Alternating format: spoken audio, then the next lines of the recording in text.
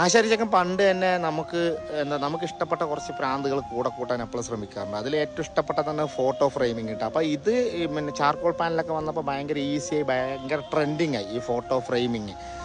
നമ്മൾ എവിടെ പോയാലും മൊബൈലിൽ മാത്രം ഫോട്ടോ എടുക്കാതെ അവിടെയുള്ള സ്റ്റിൽ ഫോട്ടോഗ്രാഫേഴ്സിനെ കൊണ്ട് ഒരു ഫോട്ടോ എങ്കിലും നമ്മൾ പോയ ആ സ്ഥലത്തൊരു ഓർമ്മ കിട്ടാൻ വേണ്ടി എടുക്കാറുണ്ട്. അപ്പോൾ അതൊക്കെ ഫോട്ടോ ഫ്രെയിം ചെയ്യാനും ഒക്കെ നമ്മൾ ശ്രമിക്കാറുണ്ട്. അപ്പോൾ ഞാൻ സാധാരണ ലാമിനേറ്റിൽ കട്ടൗട്ടൊക്കെ ചെയ്തിട്ടൊക്കെ ചെയ്യാറുള്ളത്.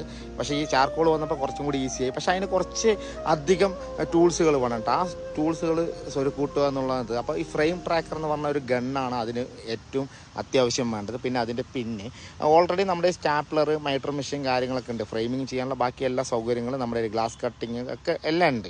പക്ഷേ ഈ ഗണ്ണിന് മാത്രം ഭയങ്കര ഡിമാൻഡ് ആയിരുന്നു. ഇത് അറിയുന്നവർ എവിടെയാണെന്ന് പറഞ്ഞിട്ട് ഞാൻ അന്വേഷിച്ചിട്ട് പോയിട്ടും ഈ സാധനം കിട്ടിയില്ല. കുറേ സ്ഥലത്ത് പോയി 4000 6000 എന്നൊക്കെ പറഞ്ഞിട്ടെങ്കിലും അവിടെ എത്തിയിട്ട് കിട്ടിയില്ല. നമ്മൾ പിന്നെ വണ്ടിയിൽ പോകുന്നത് ഒരു ഭ്രാന്തായത് കാരണം കുറേ സ്ഥലമൊക്കെ അലഞ്ഞു.